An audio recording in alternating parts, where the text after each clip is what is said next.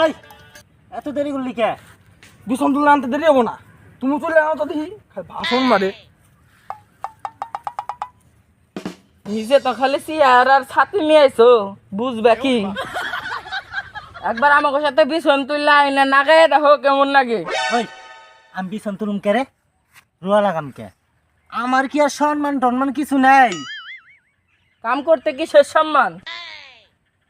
ওই ওই সে যদি শুনে আমি তো কোনো রুয়া না গাইছি, হ্যাঁ আমার কি আর সম্মান থাকবো রে? মাইসে তো কত কিছুই কয়। এক তুই সম্মানে কি জানোস রে? টাকা হারাইলে টাকা পাবি, সম্মান পাবি না। তুই কি চাস আমি আমার সম্মান হারাই?